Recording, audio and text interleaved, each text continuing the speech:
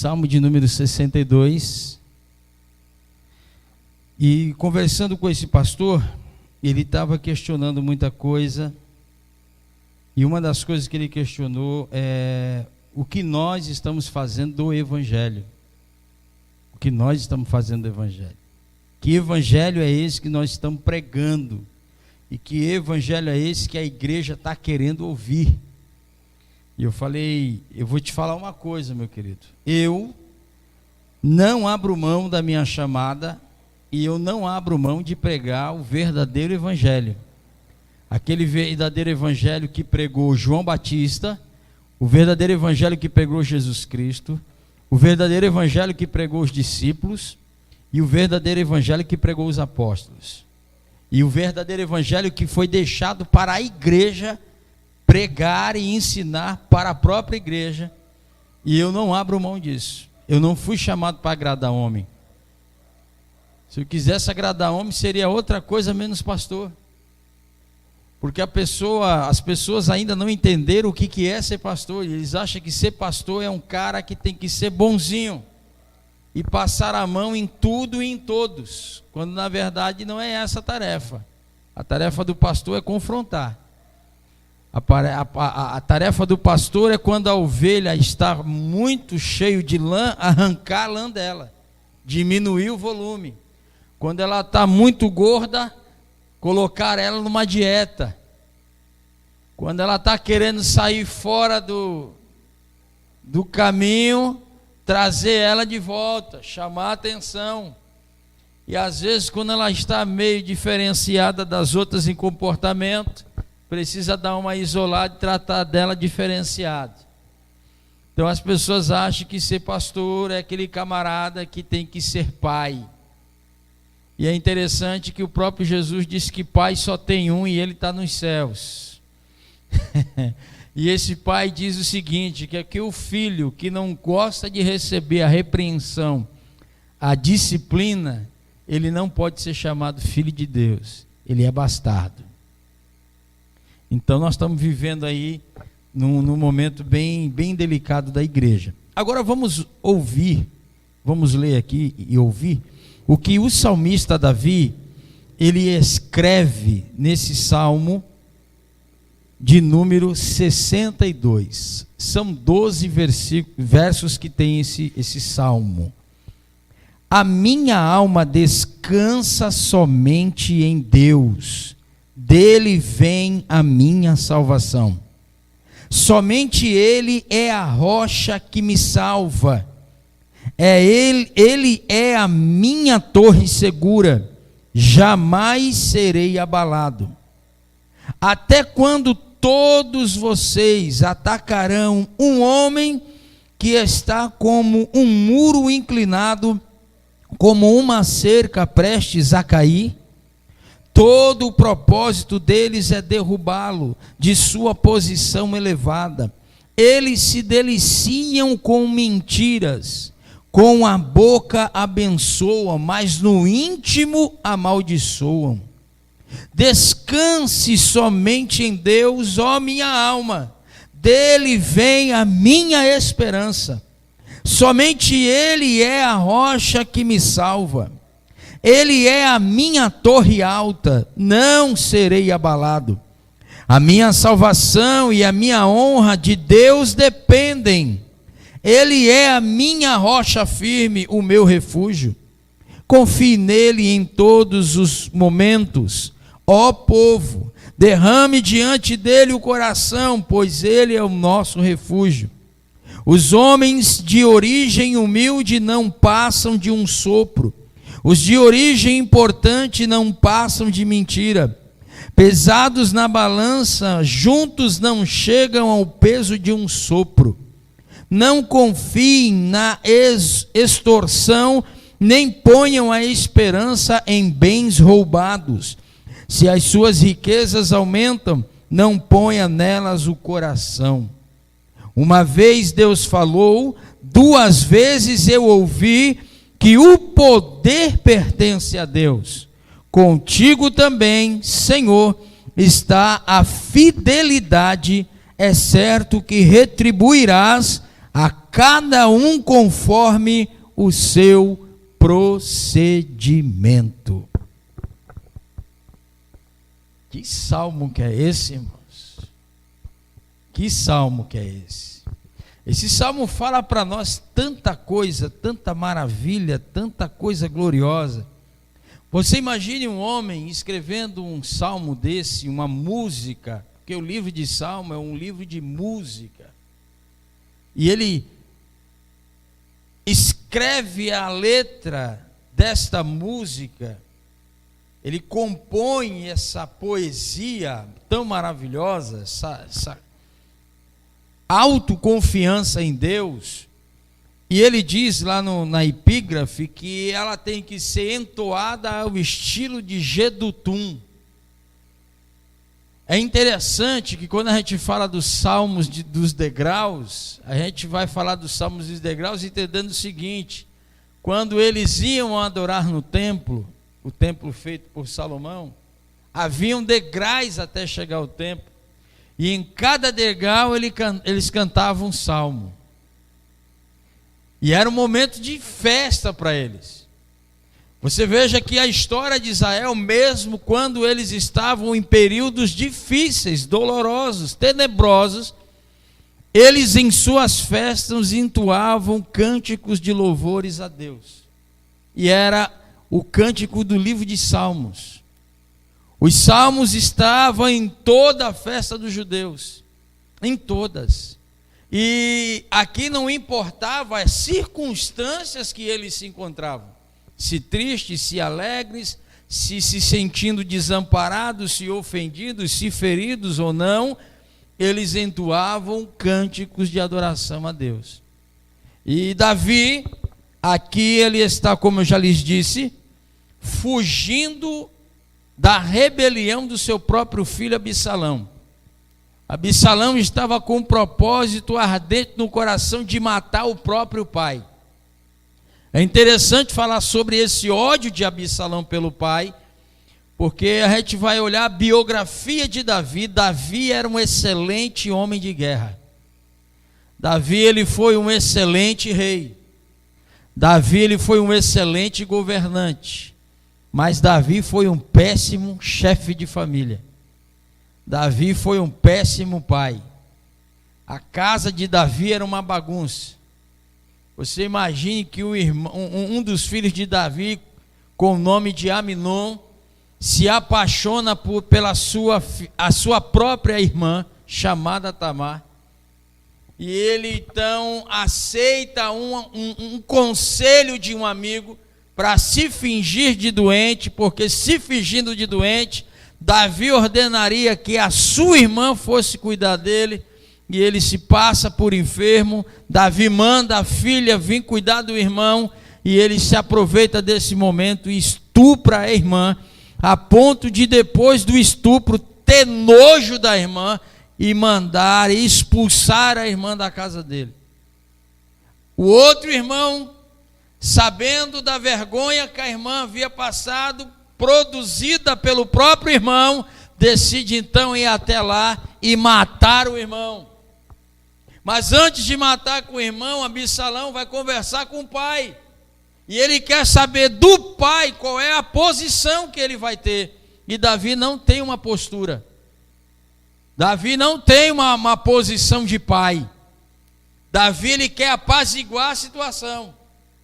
Davi, ele quer colocar uma manta por cima e esconder o fato. Absalão não aceita isso, e ele resolve fazer justiça por conta própria. Ele vai lá e mata o próprio irmão.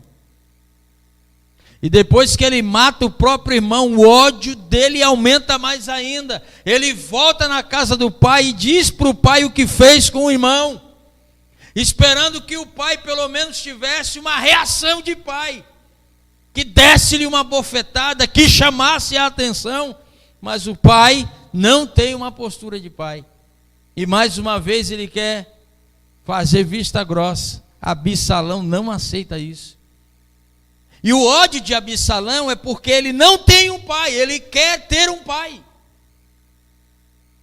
Ele quer pelo menos que o pai o chame a atenção, como um bom pai faz com o filho.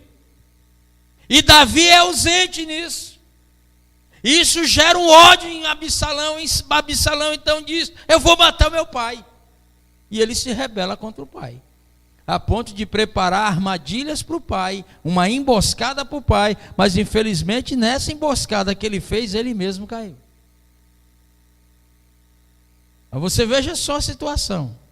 E Davi escreve esse salmo de número 62 dentro dessa situação, fugindo do ódio do próprio filho. E nessa fuga ele escreve esse salmo dizendo o seguinte: ele está conversando com ele mesmo. Ele começa o salmo, ele começa a música, ele começa o cântico conversando com ele mesmo, tentando acalmar ele mesmo. Olha o que ele diz no verso de número 1: a minha alma descansa somente em Deus, dele vem a minha salvação. Irmãos, perceba uma coisa interessante. Davi, ele tinha um exército. Davi, ele tinha homens de confiança. Davi, ele tinha amigos.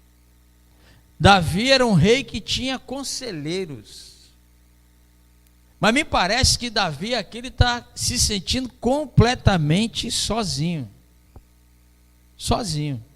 Quem já esteve nessa situação, rodeado de pessoas, mas se sentindo amplamente sozinho,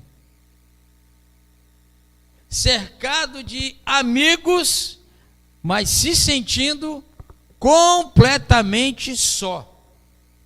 Você olha de um lado, você olha de outro, não há expectativa, não há perspectiva, não há esperança, não há solução, não há quem você olhe e diga assim: esse aqui pode ser a solução para o meu problema, essa daqui pode me ajudar em alguma coisa. Davi está assim, e ele diz só o seguinte: a minha alma descansa somente em Deus. Ele era rei, tinha um exército, mas a confiança de Davi não estava no exército que ele possuía. A confiança de Davi não estava na força do seu braço e nem na capacidade de vencer a guerra. A confiança que Davi tinha era somente em Deus. E isso aplica a nós. Isso aplica a nós. Nós, por muitas vezes, somos tentados em tomar decisões e ter atitudes baseadas na nossa capacidade pessoal. Eu posso. Eu sei que isso eu posso. Eu tenho capacidade para isso. Mas a gente não busca em Deus a orientação se aquilo que é para fazer ou aonde nós queremos ir tem um aval de Deus. Se Deus está no negócio ou não. E nós vivemos dentro dessa batalha. E a gente cai numa frustração muito grande quando a gente vai com a força do nosso braço, na expectativa, na esperança e na perspectiva que com a nossa capacidade nós conseguiremos bom resultado, e quando na verdade nós caímos em armadilhas e ficamos frustrados. E Davi dá um ensinamento tremendo. Não é porque ele era rei, tinha exército e conselheiros, que ele devia confiar em homens. Ele diz que a confiança dele estava completamente em Deus, porque era de Deus que vinha a salvação. E marque aí uma coisa interessante: tanto no grego como no hebraico, a palavra salvação tem um único sentido: livramento. Então Davi está falando assim, que só de Deus vinha o livramento que ele precisava. Só Deus podia livrá-lo daquele momento, daquela situação. Mais ninguém. Não era o exército, não era a força capacitadora que ele tinha de formar uma estratégia de guerra e dar vitória a ele. Não é isso. A confiança dele está em Deus. E a minha e a sua está onde? No verso de número 2, ele vai expressar então o que ele consegue enxergar em Deus. Como é que ele consegue enxergar Deus na vida dele? Ele diz o seguinte: somente Ele é a rocha que me salva. Ele é a minha torre segura. Jamais serei abalado. Ele tem a confiança que com Deus jamais ele perderá uma guerra.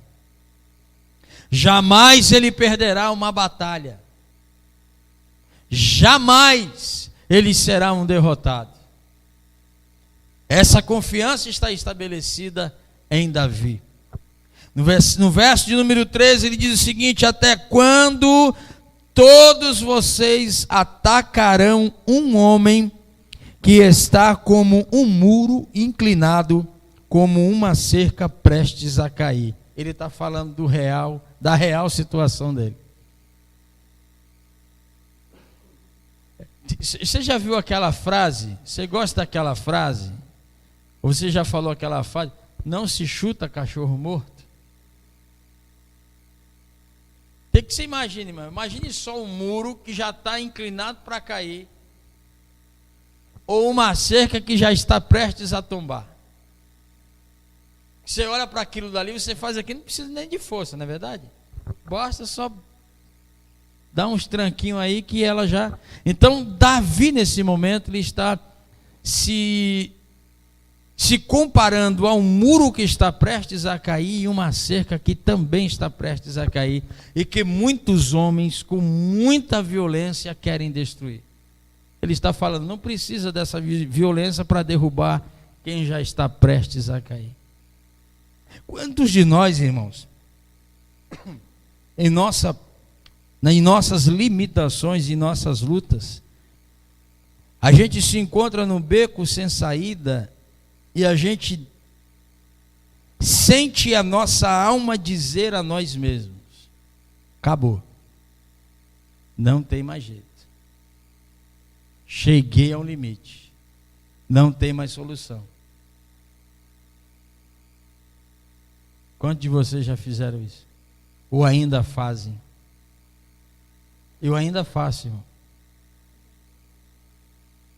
Eu ainda faço. E se eu for falar para você que é uma vez ou outra, eu estou mentindo. Isso é quase todo dia. Quase todo dia. Às vezes falta força, às vezes falta ânimo, às vezes você procura um socorro. Você olha pessoas que têm como lhe ajudar, mas não lhe ajuda. Podem estender a mão, mas não estendem. Podem lhe oferecer socorro, mas não lhe oferecem. E aquilo lhe abate, aquilo lhe fere, porque todas as vezes que essas pessoas lhe pedem socorro, você sempre está disposto a ajudar, sempre está disposto a estender a mão, sempre está disposto a abraçar, sempre está disposto a tomar a causa para si. E quando você precisa, todo mundo some. Aí Deus nos dá uma resposta: tenho misericórdia de quem eu quiser ter misericórdia. Eu endureço quem eu quiser endurecer.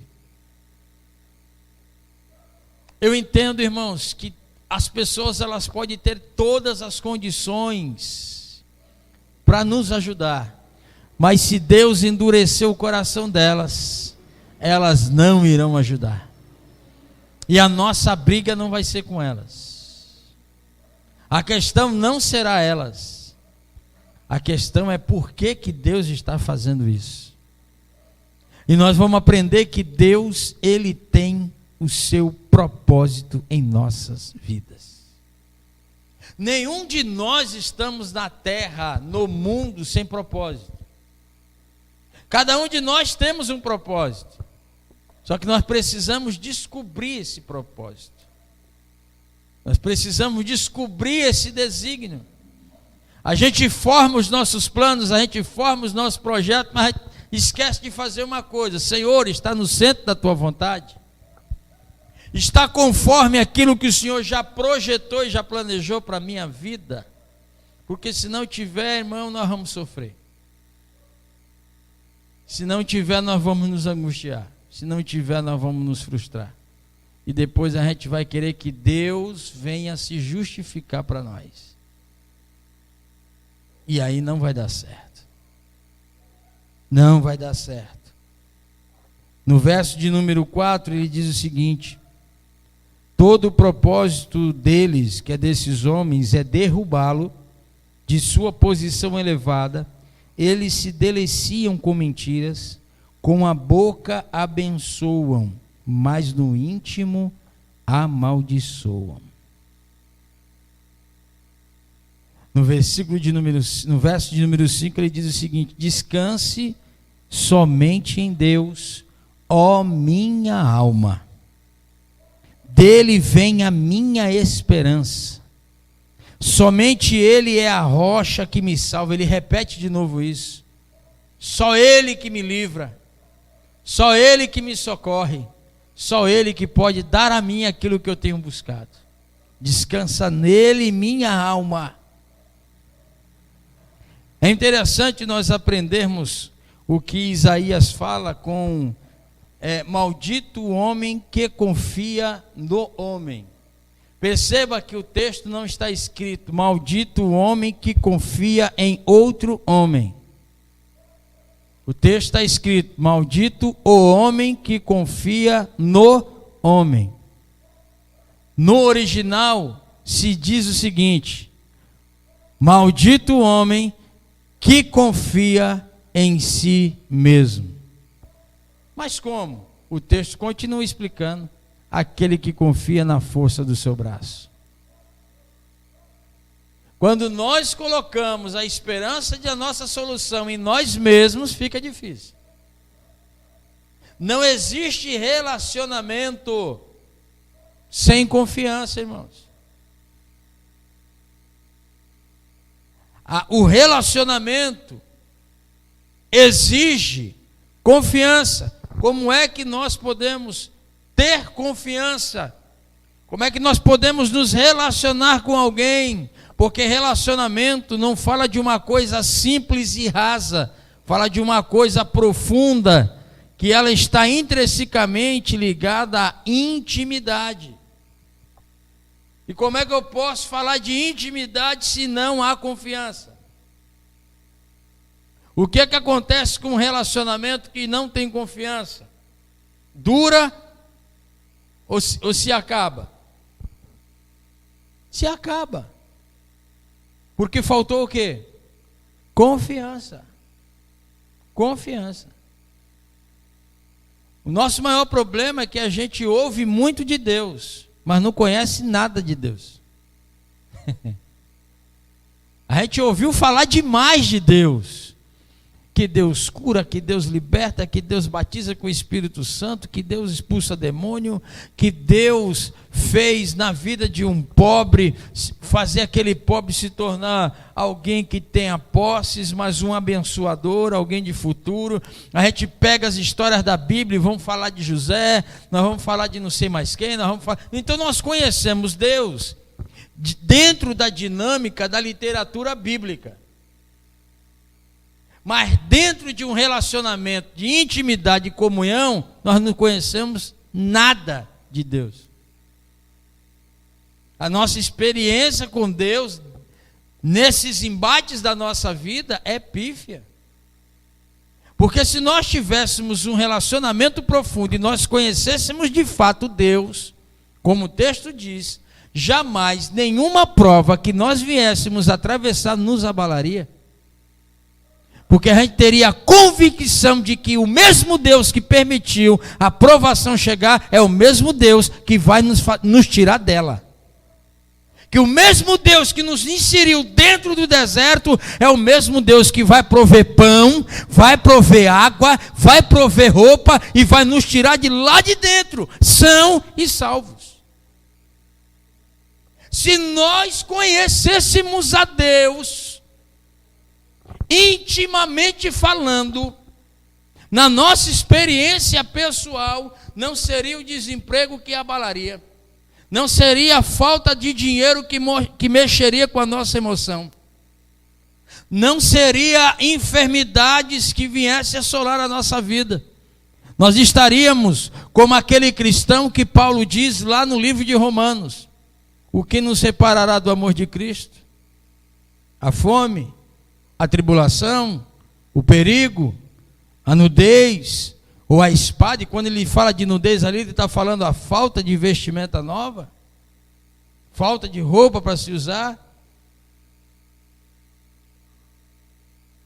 Nós vivemos numa geração tão fraca, tão fragilizada em relacionamento com Deus, que as pessoas vêm para o culto, não vêm oferecer, as pessoas vêm para o culto para pedir, porque elas acham ou entendem que Deus parece que não sabe da necessidade de cada um. E Jesus Cristo disse que antes mesmo de nós orarmos a Ele para pedir alguma coisa, as nossas necessidades já estão diante deles, e Ele conhece cada uma delas. Então nós não precisamos chegar diante de Deus para pedir, nós precisamos chegar diante de Deus só para agradecer. Obrigado por aquilo que o Senhor vai fazer, obrigado por aquilo que o Senhor já tem feito, e obrigado por aquilo que o Senhor já fez. Mas quando a gente chega na presença de Deus, a primeira coisa que a gente vai falar é desabafar com Deus. Ô Senhor, estou passando um momento difícil. O nosso relacionamento com Deus é tão vago, é tão vazio, que a gente faz jejum para conseguir alguma coisa de Deus, quando o jejum nunca foi feito para conseguir nada de Deus. Jejum é fome e sede de Deus. Jejum é para trazer Deus para dentro da nossa vida, a ponto que o nosso eu desapareça e a presença dele nos complete, a ponto de transbordar a essência dele em nós. E as pessoas fazem jejum para quê? Para Deus abrir porta, para Deus dar causa impossível. É assim ou não é, gente boa? Se a gente olha o livro de Joel, quando Deus ordenou que o profeta falasse sobre jejum, qual foi a ordem? Por que Deus exigiu que eles fizessem jejum? Porque eles estavam em pecado, eles tinham obedecido a Deus, eles tinham largado o culto ao Senhor, Deus mandou a praga de gafanhoto, eles vieram, destruíram toda a lavoura, tudo que eles haviam plantado, e houve o quê? Pranto. E o jejum serviu para quê, irmão? Para eles voltarem para Deus, porque eles estavam distantes de Deus. Se nós olharmos Isaías 58, ele fala do jejum que agrada a Deus. E o jejum que agrada a Deus, irmãos, não é para pedir. O jejum que agrada a Deus é para oferecer, é para dar. Se Deus pudesse, Ele pode, só que Ele não quer vir para um ambiente pútrido como este mundo está, porque Ele é santo. Mas se Ele pudesse manifestar-se pessoalmente a cada um de nós, e Ele dá o relatório do nosso culto a Ele, o que você acha que você ouviria de Deus? Que o seu culto é aprovado ou reprovado? Que o nosso culto está fazendo mais bem ou mais mal a Ele? Se nós perguntássemos para Deus, Senhor, qual é o efeito das nossas reuniões? O seu rosto está voltado para nós ou o seu rosto está virado contra nós?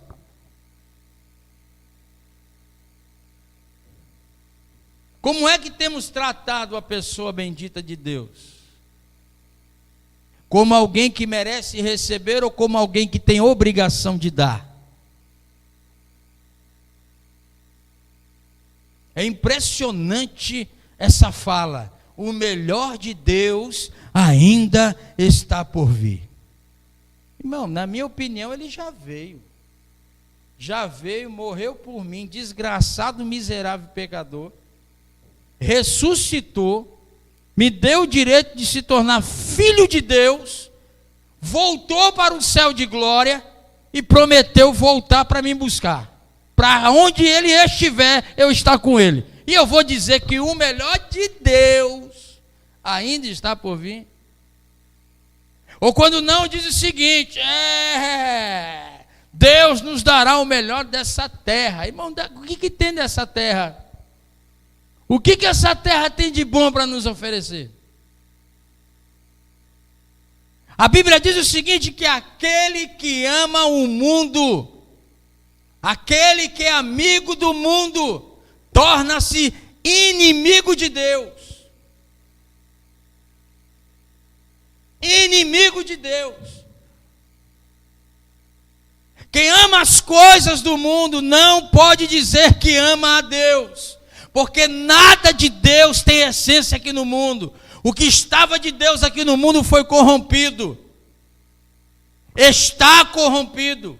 E por estar corrompido, há uma promessa profética sobre uma destruição completa desse mundo que está corrompido, a ponto de ter novo céu e nova terra para aqueles que foram redimidos, salvos e resgatados pelo Senhor. Aleluia! E a turma está desenfreadamente caçando e pedindo que Deus dê coisas aqui na terra. E as pessoas estão frustradas com Deus. É o ponto que nós estávamos conversando com a irmã Helena, estava falando da moça. Que Deus? Deus o quê? Se Deus existisse mesmo, meu pai não estava desse jeito. Mas peraí, irmão, foi Deus que colocou o cara na situação?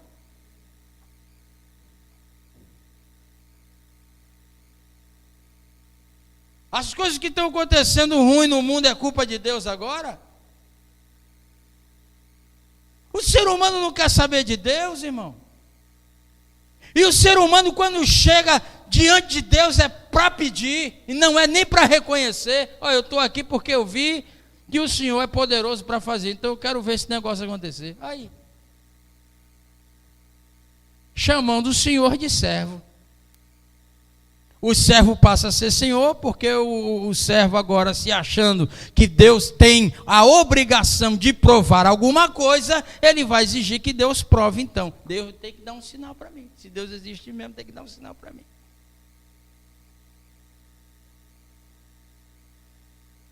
É assim que estamos vivendo. Agora o cidadão, dentro de uma situação, sabendo que o próprio filho está querendo tirar a vida dele, ele está falando que a confiança dele não está em homens, não está em coisas, está em Deus.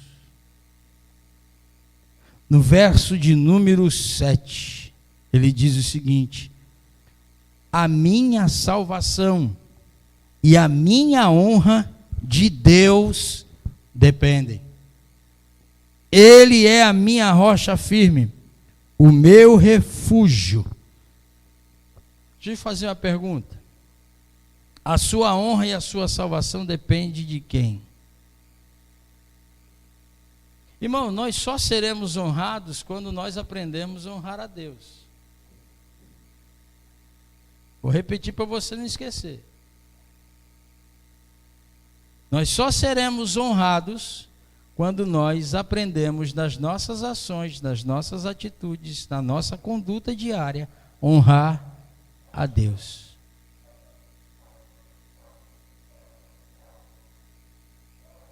Servir a Deus e vir prestar culto não é um entretenimento. É algo que tem que ser feito de coração. Nada mais pode preencher o teu coração no culto do que o teu desejo de honrar a Deus. Nada mais. Por exemplo, as pessoas estão procurando profissão. Aí a gente pergunta: você quer ser esse profissional por quê? Ah, porque a remuneração é grande. Aí você fala, poxa, mas eu pensei que você queria ser esse profissional para que através de você o nome de Deus fosse glorificado. Não, é porque a remuneração é boa. Aí você acha que você vai ser um bom profissional? Você tem vocação para isso? Não tenho vocação para isso, mas eu estou indo porque o salário é bom. Ele não entendeu o propósito dele na vida.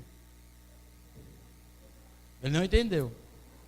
E a pergunta que eu quero lhes fazer aqui é a seguinte: você já entendeu o propósito de Deus na sua vida? Você sabe por que você serve a Deus? Você sabe por que Deus te escolheu? Você já entendeu isso ou não? Quem tem essa dificuldade aqui ainda? Não levante nem a mão. Não levante a mão. O texto que está aqui atrás é Romanos 8, 28. O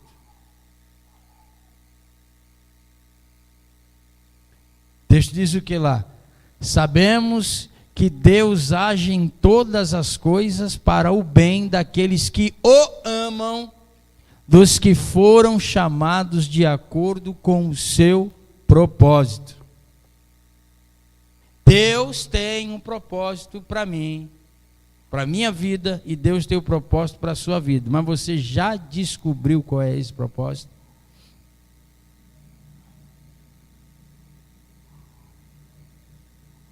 Por que você vem no culto na quinta? Por que você não vem no culto no domingo?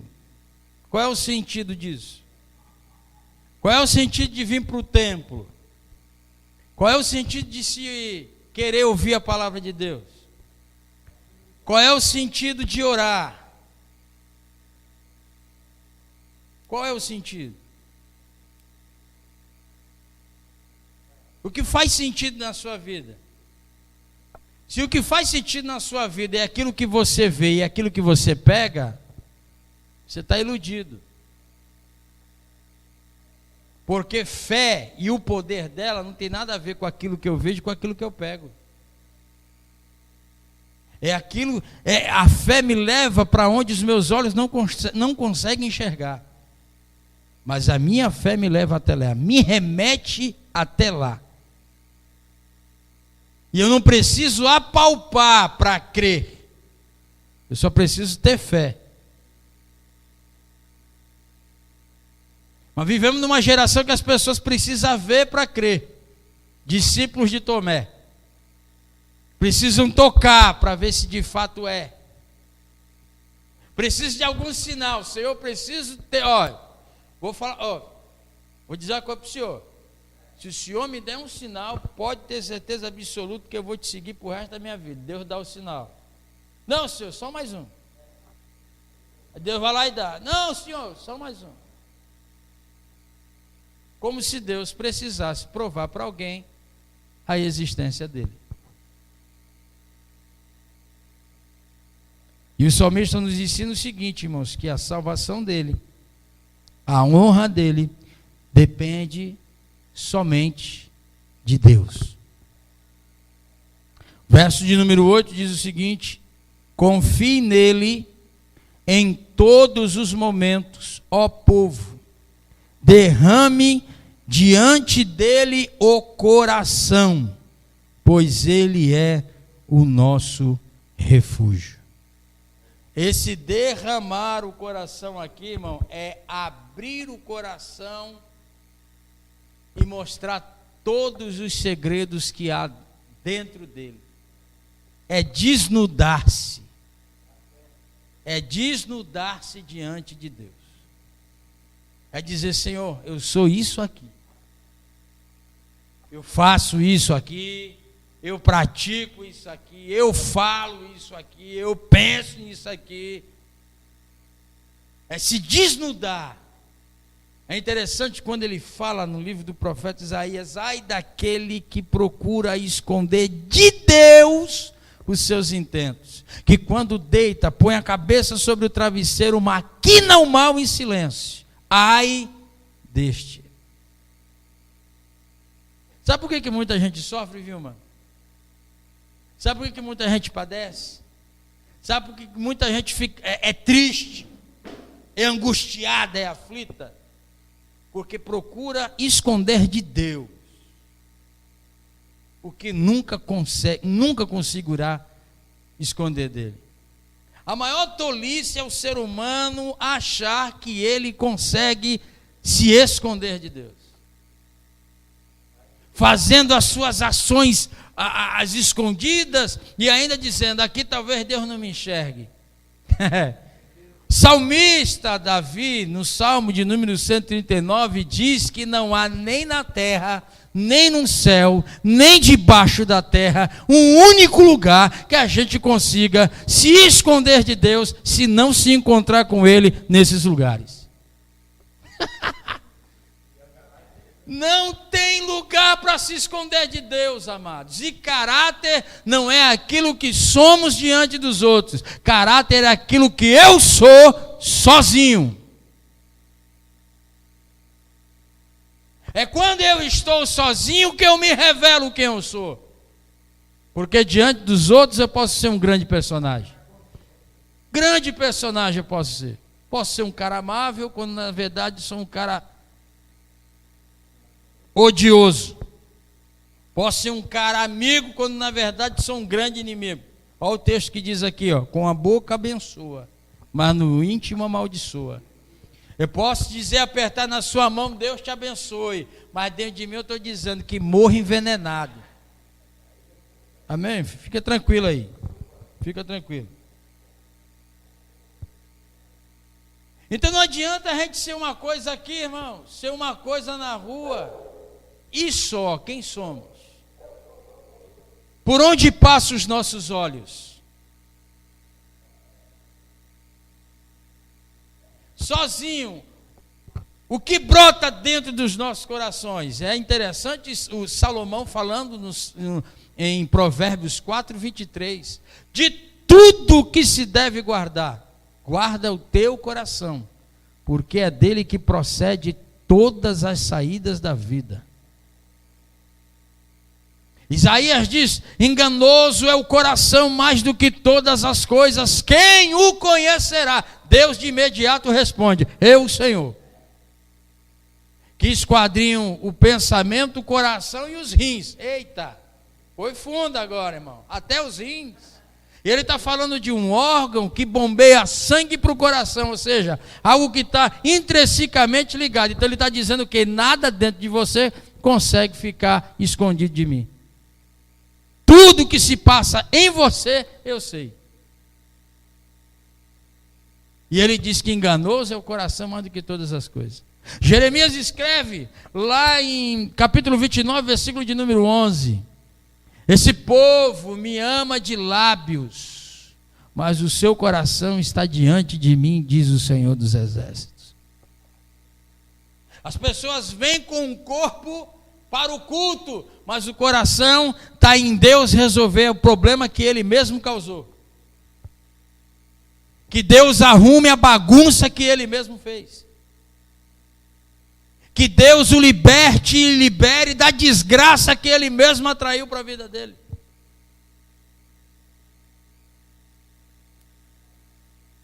O salmista diz o seguinte, irmãos, que enquanto ele ocultava os pecados, parecia que Deus lhe quebrava os ossos. Ele estava falando de uma inquietude na alma.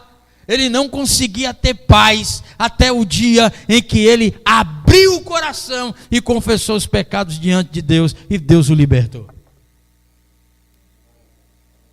Existem pessoas completamente perturbadas, não tem paz em si. Tem Bíblia, vem para culto, participa de campanha, participa de oração, mas vive totalmente perturbado. Não há paz dentro de si. Por quê, irmãos? Há coisas ocultas, escondidas, que precisam ser liberadas no nome de Jesus Cristo. Existem cadeias que precisam ser destruídas. Existem algemas que ainda prendem pés e mãos, que precisam ser abertas. E só Jesus Cristo que tem o poder de fazer isso. A mudança na nossa vida, ela não vem de fora para dentro, ela vem de dentro para fora, e é nós que temos a chave para isso. Deus não faz nada forçado. Deus não obriga ninguém a nada, nem por força, nem por violência, diz o Senhor dos Exércitos. É pelo meu Espírito. Zacarias capítulo 4, versículo 6. Jesus não colocou uma arma na nossa cabeça e disse o seguinte: ou tu me serve ou tu vai para o inferno. Não, ele disse: quem quiser vir após mim, negue-se a si mesmo, tome a sua cruz, o seu sofrimento, as suas lutas diárias e siga-me. E siga-me. Siga pelo caminho da via dolorosa, siga pelo caminho do sofrimento, das chibatas, do vinagre, do desprezo, do grito: solta Barrabás e crucifica Cristo. Se tu fores o Cristo, filho do Deus vivo, desce daí, salva-te também. Siga por esse caminho, porque o fim desse caminho será um caminho de glória. Morro para o mundo, mas ressuscito para Deus em Cristo Jesus, o nosso Senhor, e viverei a eternidade com Ele. Aquele que está guardando e tentando preservar a sua vida, Jesus disse que esse a perde, mas aquele que perder por causa dele, do nome dele, este encontra a vida. O que é a nossa vida sem Deus? O que é a vida de um homem milionário, trilionário, sem Deus?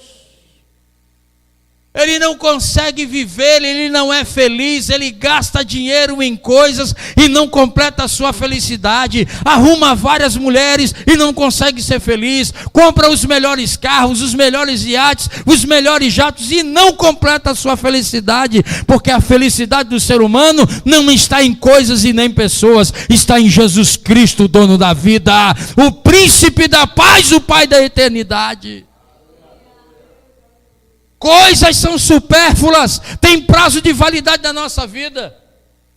Nós compramos um carro, queremos comprar um carro do ano, trabalhamos, juntamos dinheiro, fazemos hora extra, chega, juntamos o dinheiro, compramos o carro, daqui a 6 meses, não dá um desprezo, a gente já está querendo comprar o outro carro, que vai sair ainda ano que vem. Por quê, irmão? Estamos insatisfeitos. E qual é a causa da nossa insatisfação, se não for a ausência de Deus na nossa vida? Olha o que o salmista diz: o Senhor é o meu pastor, de nada terei falta. Porque Ele é provedor, porque Ele é providência, porque Ele é provisão. Porque Ele é água na minha sede, porque Ele é pão na minha fome, porque Ele é alegria na minha tristeza, porque Ele é saúde na minha enfermidade, porque Ele é vida na minha morte. Ele é tudo o que nós precisamos. Ele é tudo. E o salmista tem isso dentro dele. E ele aconselha a todos: povos, confie em todos os momentos no Senhor, em todos os momentos, e derrame diante dele o seu coração. Diga para ele quem você é, diga para ele o que você faz, diga para ele o quanto você peca, diga para ele o quanto você é fraco, porque na nossa fraqueza ele é força, no nosso pecado ele é perdão, aleluia, na nossa cadeia ele é liberdade, na nossa condenação ele é a salvação plena. Louvado seja Deus. No versículo de número 9, ele diz o seguinte: os homens de origem humilde não passam de um sopro. Os homens de origem importante não passam de mentira. Pesado na balança juntos, não chega ao peso de um sopro. Ele está dizendo que sem Ele, sem Deus, sem o Senhor, o homem não é nada. Ele pode ser humilde, ele pode ser rico. Se juntar os dois, sem Deus, não passa de pó. De um sopro, de um vento, de um momento, sem importância. Verso de número 10. ele dá um conselho para nós nesses dias. Não confiem na extorsão, nem ponham a esperança em bens roubados. Se as suas riquezas aumentam, não ponha nelas o coração. Ele está dizendo, não ponha a sua esperança e o seu coração nessas coisas. E o que mais nós vemos hoje é aquele que diz o seguinte: Deus não existe, meu Deus está aqui. Meu Deus está aqui, no bolso. E ele não está errado não, está certo. Porque a riqueza tem um nome. A riqueza é um Deus que tem um nome chamado Mamon. Mamon é o Deus da ganância, é o Deus da arrogância, é o Deus da soberba, é o Deus daquilo que não presta, da avareza. É o Deus que ensina ao seu súdito a não compartilhar nada com ninguém. E é isso que ele está aconselhando. Verso de número 11, o salmista diz o seguinte: uma vez Deus falou, 2 vezes eu ouvi, que o poder pertence a Deus. Ele faz o que Ele quer, como Ele quer, do jeito que Ele quer, para quem Ele quiser e na hora que Ele quiser. 1 Coríntios capítulo 2, versículo 16 diz o seguinte: quem conheceu a mente do Senhor para que lhe possa dar instrução ou aconselhá-lo? Conselhe a Deus. Dá um conselho para Deus. Vai lá, Sara, aconselha a Deus. Vilma, instrui Deus direitinho. E parece que ele não está sabendo fazer a coisa certa. Mostra a direção para ele, Manuel. Aponta o caminho para ele, pastor Jurandir. E parece que não está sabendo fazer a coisa. A sensação que a gente tem é essa. Que eu não. Irmãos, deixa eu falar a realidade para vocês. Não pode fugir da realidade. Quantos de nós aqui já pensou em largar tudo? Abandonar a fé. Abandonar a igreja. Fala para mim, quantos de nós aqui? E por que nós pensamos nisso, irmão? Porque a sensação que nós temos, ou que Deus errou na escolha, ou que Ele não está sabendo fazer a coisa certa. De duas, uma. Porque eu só abandono o outro se o outro estiver fazendo alguma coisa errada. Ou se eu colocar na minha cabeça que a ação que ele está fazendo comigo está totalmente errada. Então eu vou abandonar, não quero mais andar não. Desse jeito não quero mais não. Você entendeu ou não? Ou eu estou errado no que eu estou falando aqui? Quando é que você deixa de andar com alguém? Quando você vê nesse alguém o quê? Eu não vejo ninguém abandonar o outro na caminhada porque o outro está fazendo o que é certo. A não ser que eu seja corrupto. Mas se eu conheço o que é verdade e quero viver na verdade, então eu não vou abandonar quem está fazendo o que é certo. Concorda ou não? E quando eu falo, irmão, que a cada dia é comprovado o quão supérfluo e vazio é o nosso conhecimento de Deus na prática, é um absurdo. É um absurdo. E a gente acha que está conhecendo Deus demais, irmão. E é interessante essa prova, que quando alguém chega vivendo um momento difícil, a gente se torna um grande psicólogo espiritual, que a gente quer dar um aconselhamento e tal, né? Aquela copa. Não, peraí, não é assim não. Presta atenção, Deus ele é bom, Deus ele... Mas o que está remoendo em nós, irmão? E você já parou para analisar que Deus só coloca esse tipo de pessoa na nossa vida quando a gente está no olho do furacão? Você já viu isso daí, irmão?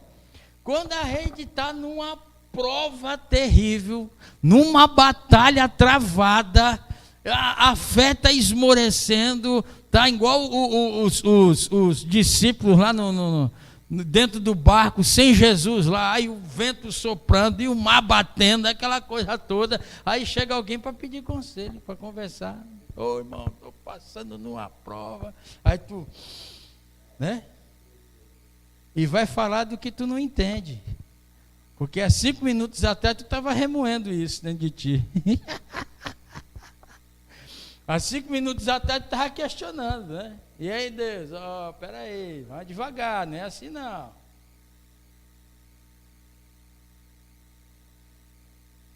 Versículo de número 12, eu já vou encerrar. O salmista diz o seguinte: contigo também, Senhor, está a fidelidade. Irmão, uma das marcas principais do caráter de Deus é a fidelidade. Irmão, você pode pegar um cheque em branco assinado por Deus, que você pode ter certeza que vai ter fundo esse cheque. A fidelidade de Deus, ela é tremenda, irmão, e Ele compra a briga com a fidelidade dEle. Pela fidelidade dEle, Ele briga. Tanto que uma das ordenanças dos mandamentos é o seguinte: antes de Ele começar a falar dos mandamentos, Ele diz: não useis o meu nome em vão. Não fale de mim em vão. Não pronuncie o meu nome em vão. E é uma ordem dele, porque ele preza pelo nome. E é interessante ele prezar pelo nome. Por exemplo, se você for lá na Santa Cruz dos Navegantes, vulgo Pouca Farinha, eu já saí de lá há muito tempo, e tem muita gente nova lá. E se você perguntar para alguém que é novo lá, entendeu? Novo assim que eu digo, de 5 anos, 6 anos lá, e fala assim: você conhece o Bispo Marcelo? Não, o Bispo Marcelo Moro, moreninho de óculos. Ele já morou aqui há muito tempo. Eu falei: não conheço não. Mas você conhece o seu Antônio, o pai dele? Ah, esse aí eu conheço, ele mora ali, na rua G ali, entendeu? Na lojinha ali, é ele. Então, ele é o filho dele, é. Por que eles reconheceram, irmão? Por causa do nome. Então Deus disse o seguinte: não fale do meu nome em vão. Não pronuncie o meu nome em vão. E ele vai acrescentando: e não jure pelo meu nome. E o que tem de gente que vai para o quinto dos infernos por falar assim: eu juro por Deus, mentindo, irmão.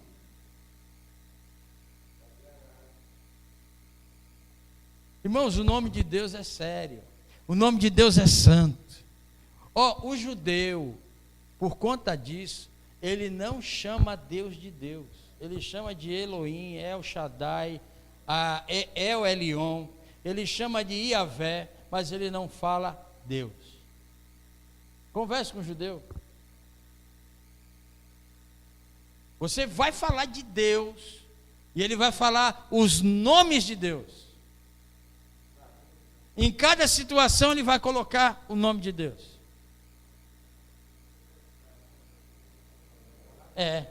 E ele coloca, ele encaixa, mas ele não fala Deus.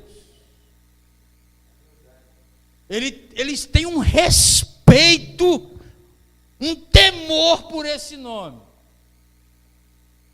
E nós brincamos com o nome de Deus. Tem até piadinha agora com o nome de Deus, né, irmão?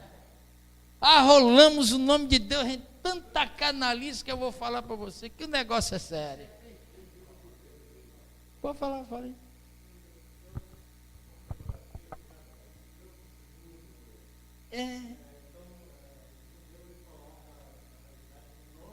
O nome. Na linha, né?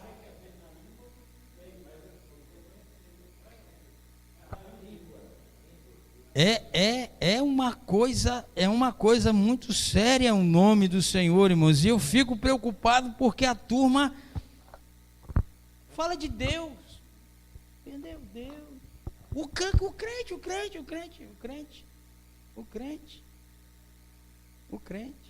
Quer ver uma coisa interessante? Quando Deus deu ordem para que no culto fizesse campanha. Aí o cara diz assim: Deus me disse. Deus mandou falar. Deus me deu uma visão. Deus me deu uma ordem. Se ele deixou o manual aqui, você já viu Deus se contradizer, irmão? Você já viu Deus ir contra ele mesmo? Então nós estamos num problema muito grave.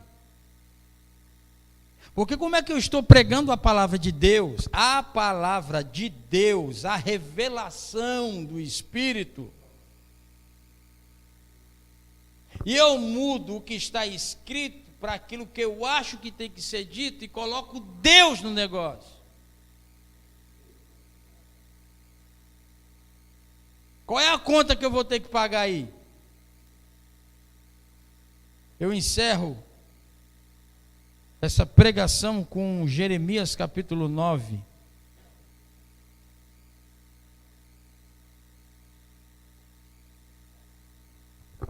Versículos de número 23 e 24. E que a nossa confiança, esperança e fé esteja completamente em Deus e em mais ninguém. Os adversários, eles podem vir contra você. Isso pode produzir em você uma ansiedade. Mas o conselho para que essa ansiedade não lhe leve a um precipício é você pegar essa ansiedade e lançar em Jesus. Porque Ele tem cuidado de você. Em todos os momentos da vida. Não te falta pão, não te falta roupa, não te falta moradia, não te falta nada. Ele é tudo o que você precisa. Ele é autossuficiente para nós querermos substituí-lo por uma coisa perecível. Ele é eterno. De eternidade a eternidade, tu és o Senhor. Jeremias 9, versículos 23 e 24 diz o seguinte: assim diz quem? Vamos lá? 1, 2, 3. Assim diz o: não se glorie o sábio em sua sabedoria, nem um forte em sua força, nem um rico em sua riqueza, mas quem se gloriar, glorie-se nisso, em compreender-me e conhecer-me, pois eu sou o Senhor, e ajo com lealdade, com justiça e com retidão sobre a terra, pois é dessas coisas que me agrado, declara o Senhor. O que nós precisamos nos gloriar, irmãos? Em conhecer a quem? Deus. Deus. Incline sua cabeça que eu quero orar por você nessa noite.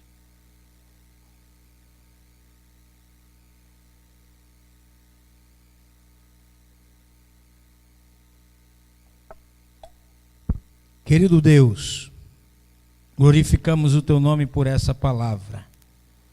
Palavra bendita, palavra de esperança, palavra que nos conforta.